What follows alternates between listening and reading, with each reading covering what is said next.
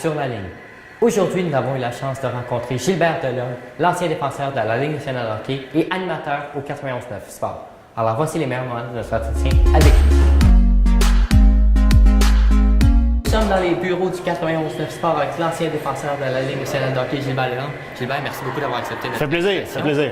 Tout d'abord, est-ce que pour toi, le sport a été un refuge? Non, pas vraiment. Écoute, un refuge, il y a souvent des jeunes qui vont des fois essayer de s'échapper de leur milieu familial ou de problèmes pour faire du sport, mais pas moi. Vraiment, là, tu sais, moi j'ai grandi à Longueuil, d'une bonne famille et on a été initié au sport par mon père. Et dans le temps, on jouait dehors. Au début, là, tu sais, je suis quand même assez âgé. Là, on jouait dehors et on avait toujours une patinoire dans la cour et on avait du plaisir avec les amis. On aimait ça quand on avait des journées de congé à l'école, quand il y avait une tempête de neige, parce que nous, on déblayait la patinoire et on jouait toute la journée. Là. Mais non, écoute, le hockey, c'est pratiquer du sport puis être avec mes chums. J'ai grandi à Longueuil, j'ai joué au hockey mineur à Longueuil, beaucoup de plaisir tout le long de mon adolescence là, à Longueuil. Je suis parti jouer à Chicoutimi, j'avais 15 ans. Donc, c'est quand même un petit peu plus... Là, ça faisait partie de la maison, c'était un petit peu plus difficile, là, mais c'est une belle adaptation. Là. Puis pourquoi vous choisissez le hockey? Ben, je jouais aussi au baseball. Écoute, le baseball, c'était l'été, parce que dans ce temps-là, il n'y a pas beaucoup de jeunes qui jouaient au soccer. On jouait au baseball l'été, on jouait au hockey l'hiver. On ne jouait pas au hockey 12 mois par année. On pratiquait d'autres sports, on développait d'autres habiletés. C'est ça que j'ai fait. J'ai joué à la crosse, j'ai joué... on jouait au football pour le fun. On a pratiqué beaucoup de sports, mais le hockey revenait tout le temps. Puis le hockey, c'était numéro un, parce que le hockey au Québec, dans le temps, moi, j'ai grandi avec les gens Béliveau et tout ça, donc c'était vraiment spécial. Puis sinon, est-ce qu'il y avait d'autres sportifs dans ta famille qui faisaient un sport ou tout le monde c'était... Non, pas vraiment. Mais mon frère a joué. Mon frère est un petit peu plus jeune. Mon père pratiquait le sport aussi, mais pas au niveau... compétitif ou professionnel. OK. Puis, niveau professionnel, justement, tu as été repêché 18e au total en 81. Est-ce que c'est plus stressant aujourd'hui être repêché 18e au total ou même dans le temps, c'était extrêmement stressant avec le Canada? Je pense qu'aujourd'hui, c'est peut-être probablement plus payant. Là. C'est pas mal plus payant, ça c'est sûr. Mais il y a de la pression. C'était à Montréal en plus. Et tu sais, de jouer à Montréal devant ma famille tout le temps, ça t'amène une pression supplémentaire, mais c'est le fun. C'est le fun parce que ça te pousse à bien performer tout le temps, puis à livrer des bonnes performances. Puis quand ça va mal, c'est un petit peu plus difficile, là, par exemple, mais j'ai adoré mon séjour à Montréal. J'ai resté 3 ans à Montréal. Par la suite, je me suis fait échanger à Saint-Louis. C'est des choses qui arrivent dans le hockey, mais non, c'est le fun de jouer à Montréal. Ben, en parlant de Saint-Louis, tu as joué pour Montréal, Québec, Détroit, Saint-Louis, entre autres. C'est quoi ta ville que tu as aimé le plus jouer? Ben, c'est sûr que Montréal étant ma ville, puis en ayant regardé le Canadien tout le temps en grandissant, c'est spécial un petit peu, mais j'ai aimé... écoute, à Québec, j'ai aimé jouer à Québec. J'ai beaucoup aimé les Red Wings de Détroit, aussi l'organisation des Red Wings. Dans les années où j'étais là, on avait de très, très bonnes équipes et on avait du succès, on allait loin en série. Donc, tout ça mis ensemble, ça fait que c'est le fun. Mais il y a du bien partout, il y a du bon partout. Il y a des organisations qui traitent les joueurs peut-être un petit peu mieux que d'autres dans ce temps-là. Là. Mais aujourd'hui, je pense que c'est pas mal légal parce que c'est des standards qui ont à respecter là, par rapport à la Ligue nationale, puis sont bien traités partout. Et tu viens de Longueuil, de Montréal. Tu as aussi joué pour Québec. Est-ce que pour toi, c'était un peu une trahison d'aller... Ben, oui et non. Écoute, t'as pas le choix. T'es appelé, tu te fais échanger, donc t'as pas le choix d'aller où on t'envoie. Tu sais, j'ai joué contre les Nordiques tout le temps quand j'étais à Montréal. Il y avait une grosse rivalité. Écoute, il y a eu des bagarres, il y a eu toutes sortes de choses là, entre les Nordiques et les Canadiens.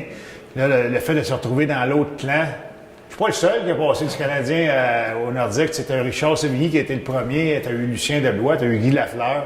Il y en a plusieurs. Stéphane Fizet qui a joué aussi le Nordique et le Canadien. Donc, ça fait partie du hockey. C'est des choses qui arrivent, puis t'as pas le choix de performer. Puis même si tu joues contre tes anciens chums, t'as pas le choix de faire le job. Là. Okay. Puis, est-ce qu'il y avait vraiment une différence entre jouer pour Montréal ou pour Québec, côté médiatique ou stress? Non, pas vraiment. Dans le temps, c'était... Écoute, les Nordiques, t'as suivi beaucoup là, dans le temps-là aussi. Là. Les Nordiques, c'était comme Montréal. Là. On était très, très bien traités, suivis par les médias, parlés, écrits et tout ça. Donc, les lignes ouvertes, exactement comme à Montréal. Là, puis tu pouvais pas te cacher nulle part. Puis, y a-t-il une ville que tu n'as jamais joué, mais que tu aurais aimé ça aller là si l'invitation... J'aurais aimé jouer dans une place où il fait chaud. Puis ça n'a jamais donné. Moi, dans le temps, il y avait seulement Los Angeles, là, où c'était la température était bonne. Il n'y avait pas les San Jose dans ce temps-là, n'existaient pas. Les Ducks d'Anaheim n'étaient pas là. Les clubs de la Floride n'existaient pas non plus. Mais le plus près que j'ai... Saint-Louis, c'est un petit peu dans le Midwest américain. Les hivers sont un petit peu moins durs qu'ici. Mais j'aurais aimé ça jouer pour un club là, où il fait beau, mais ça n'a pas arrivé, mais c'est pas grave. Pas de regret de ça. Puis, tu as joué en tant que défenseur. C'est quoi la différence entre les défenseurs d'avant et, mettons, d'aujourd'hui? Est-ce qu'il y a une différence dans leur style de jeu? Non, je pense pas. Écoute, c'est juste les systèmes de jeu qui ont changé, la façon de pratiquer la couverture défensive dans la zone, comment est-ce qu'on va surveiller ou marquer un joueur devant le filet. C'est pas la même chose aujourd'hui que c'était dans le temps. Tu avais les lois non écrites dans ce temps-là, ça n'existe plus aujourd'hui. Quand tu as un défenseur dans le coin, tu ne vas jamais deux défenseurs dans le coin. Aujourd'hui, ça a tout changé. Aujourd'hui, on joue un style plus agressif dans la zone défensive. On met beaucoup plus de pression. Puis souvent, tu vas voir 3-4 joueurs dans le même coin, ce que tu ne voyais pas avant. On jouait plus une couverture de zone, puis chacun avait sa petite place à respecter, puis c'était ça. Mais à part de ça, c'est les systèmes de jeu qui ont changé. La façon de jouer pour un défenseur, que ce soit il y a 40 ans ou aujourd'hui, c'est un défenseur offensif, mais tu vas avec la rondelle, tu supportes l'attaque. Si tu es un gars défensif physique, mais tu fais une bonne première passe, tu frappes. Je pense que ça n'a pas changé. Là. Puis, pour ceux qui t'ont pas vu jouer, à quel joueur, mettons, tu te comparais aujourd'hui, mettons? Il y en a plusieurs qui ça te ressemble un peu. Ah, sac. J'aime bien, écoute, moi, j'étais un gars, tu sais, on peut dire qu'il y avait des grosses habiletés, dans la Ligue nationale, des grosses habiletés offensives. Je bougeais la rondelle, mais j'étais un gars physique.